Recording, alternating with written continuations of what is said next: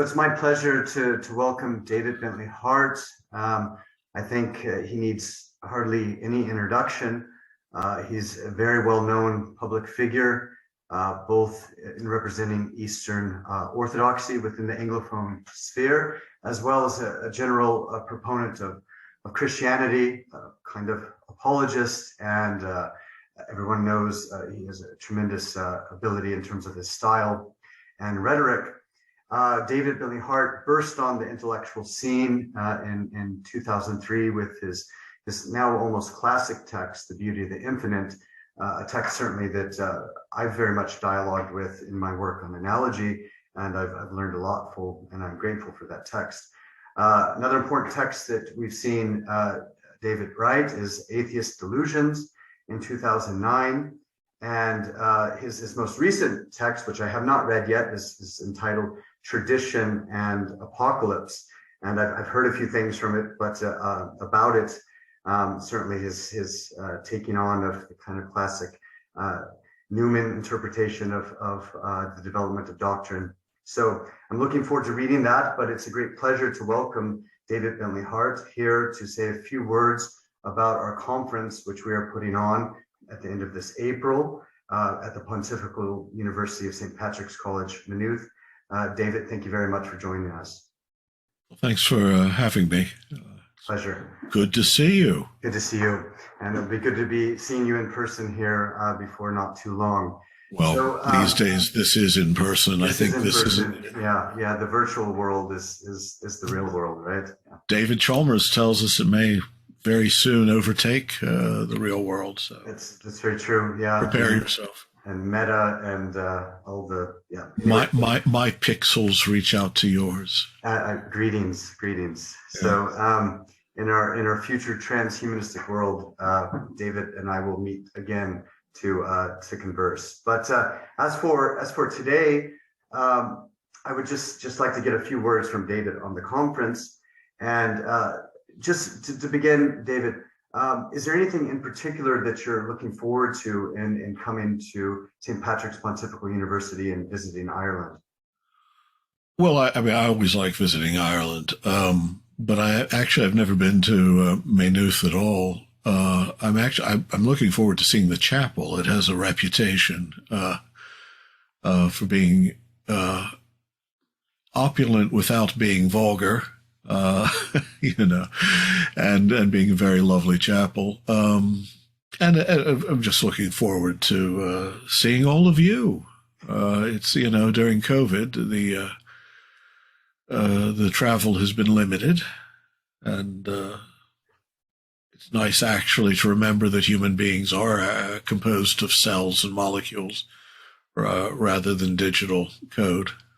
Yes, yeah, no, all very true. It's an honor to be welcoming you for the first time to St. Patrick's. So I hope you do enjoy yourself. And as you mentioned, the chapel is a high point rather of the campus. And so we'll be happy to show you around and to give you a tour.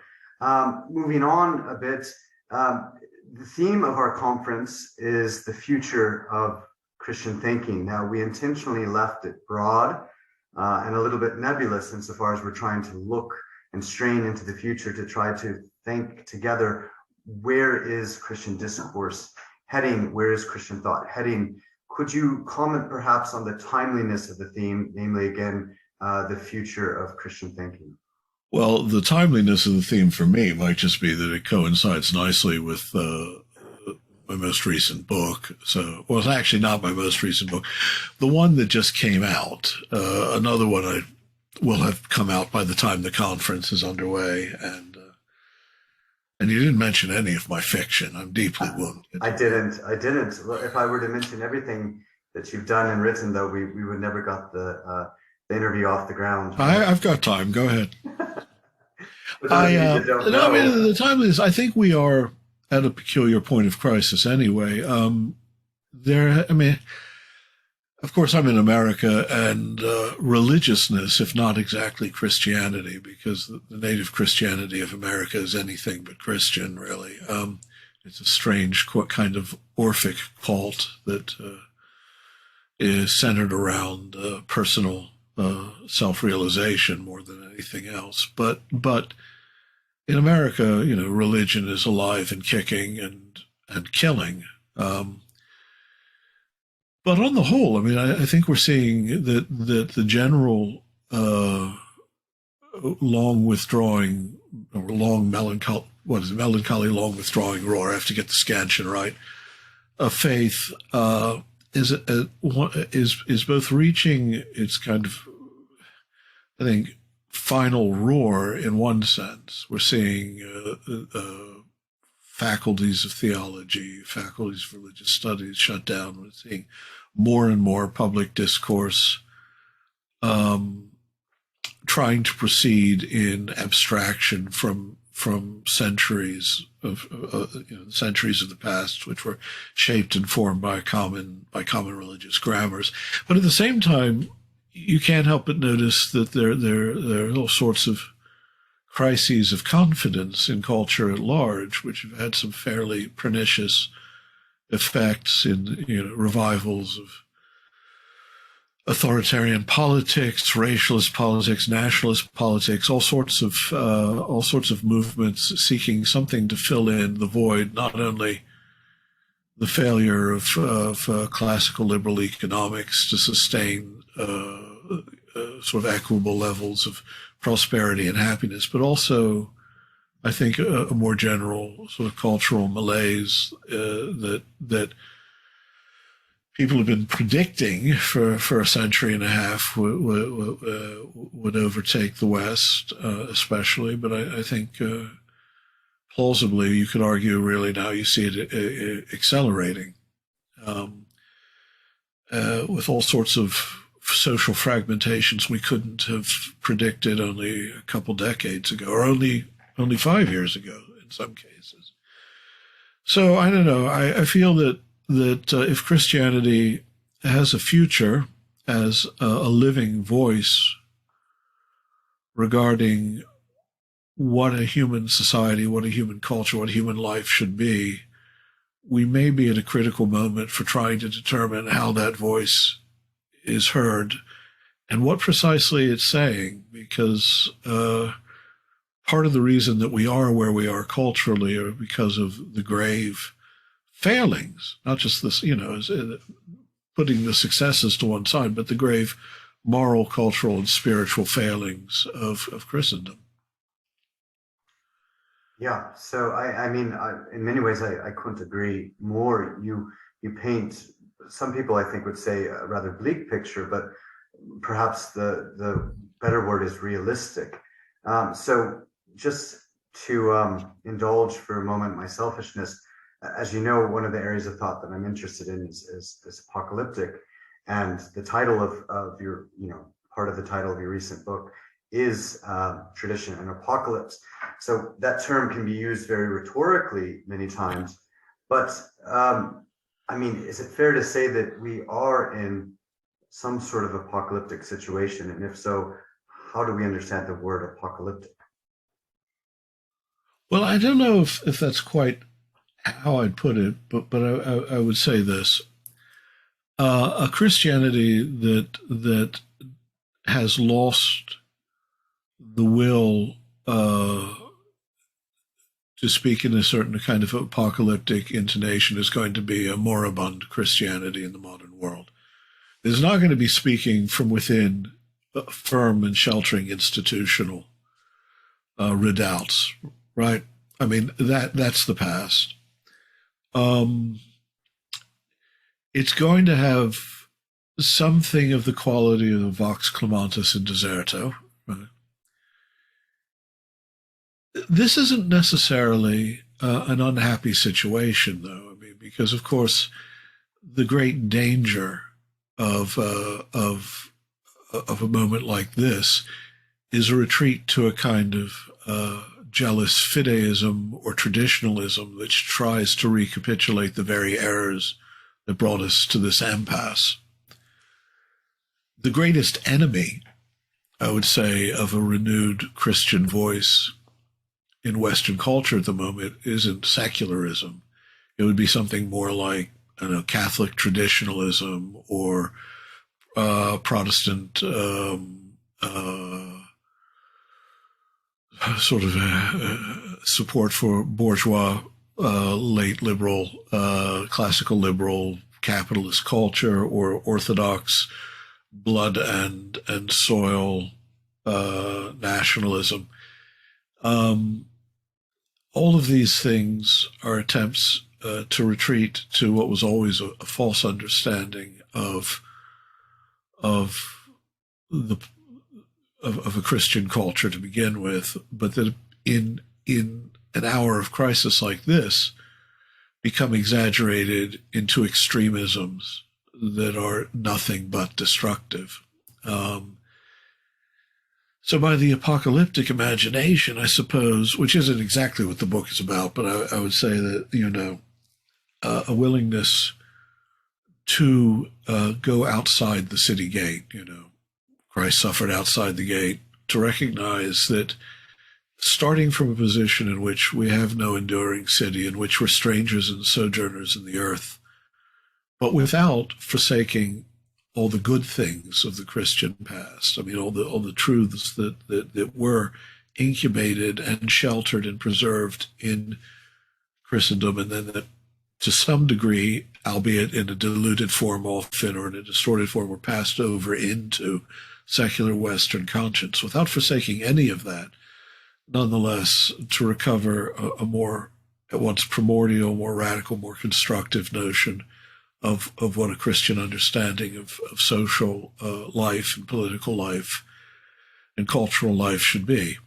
But as in one sense we're at the end of an age and at the beginning of the process of trying to reconstruct without recapitulating, it's hard to say what that is. But again, remember, what made Christianity a vital living reality in the first centuries was not a canon of scripture, which they didn't possess, a canon of dogma, which as yet had not been enucleated and had, in many ways would have been a disaster to try to isolate in the first century because of the diversity of views. But what they did have was an apocalyptic sense of the imminence of God's revelation in history and the revelation of eternity in the present, as yet coming and yet already here.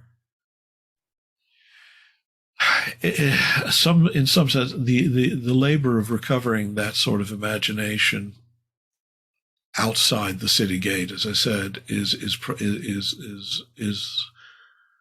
however nebulously the work that we have to devote our imaginations to, I think. All right, excellent, David. Thank you for those deep musings on the current situation and how we're trying to look forward to the future in a very uncertain moment of transition. Speaking of another type of transition, let me turn to my last question for you, namely the topic of your paper that you'll be presenting at our conference. And as usual, it's a catching title. It's somewhat paradoxical, and the title that we have is Remembering the Future in Order to Anticipate the Past. Do you think, David, you could give the audience a little bit of a teaser on what you intend to speak about, and some slight illumination, if you would? Well, all right. In part, it picks up the theme of the book we were talking about earlier, Tradition and Apocalypse.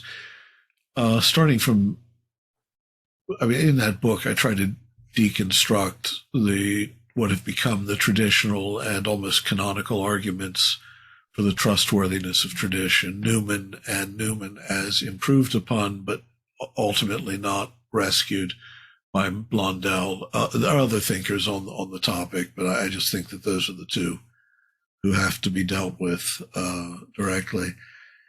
And the problem was each in his way was attempting to legitimate Christian tradition, first of all, as an obvious, perspicuously identifiable institutional continuity with the past, and a past that could be reconstructed in such a way as to demonstrate the inevitability one way or the other of what emerged from it. I think this is fundamentally wrong. For one thing, I think historically speaking, if you look at the tradition trying to reconstruct it from the past forward, all you're going to find is a series of broken links at times, what looks like arbitrary saltations, strange disjunctions. But when you look at it, so to speak, from its final cause, from its end, from sort of the picture of the kingdom and of the meaning of the language of Christianity, which in the patristic era is of a mutual indwelling, a deification of the creature in a God who becomes his own creature. And this, that you see, you see not only a rational continuity in dogma and theology, not one that's unrevisable now, not one that's incorrigible, not one that has, the grand overwhelming authority of infallible tradition, one that, because it's been placed in perspective as always a proleptic attempt to express a revelation that as yet, seeing face to face rather than in a glass darkly, as yet has not dawned, allows us to rethink the past, not to abandon it, certainly not to set ourselves loose on, an ocean of just spontaneous religious desire. But nonetheless, when you understand how tradition actually is a living thing and is a living organic unity, you realize that you're always engaged with an apocalyptic horizon that has been shaping the past, in the sense that, it's a force, a breaking in from the future and from the eternal. And it has always been the case that with each movement forward, the meaning of the past has altered for us in perspective. Things that were inconspicuous become either briefly or permanently central. Things that were central recede somewhat. There's a constant, remaking of the past. Sometimes in a bad way. There can be an ideological reconstruction in which an institution pretends that a dogmatic or an institutional settlement reflects a consensus that was there from the beginning, or something that was implicit in the doctrines of the past when it wasn't, and that's part of what we have to shed. But also in other ways, you can see that there's a profound, clarifying unity of perspective when you have some sense of this grand narrative, deification, that allows us always ever again to re-engage with the past, reconstruct it, understand it better in light of the apocalyptic horizon towards which it's oriented. So that's what I mean by saying remembering the future, remembering that apocalyptic annunciation that is the first moment of Christian consciousness in history, in order to anticipate the past or how we'll understand it ultimately from a perspective other than our present situation in the flow of history.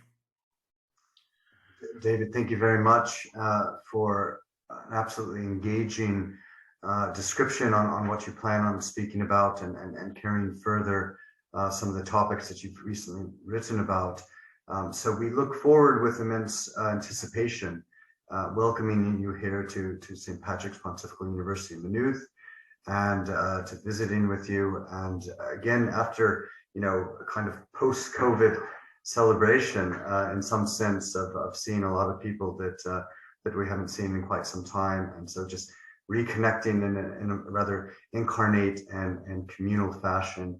I thank you again for taking this time to speak with us today, and we look forward to seeing you soon in April and hearing the full exposition of your paper.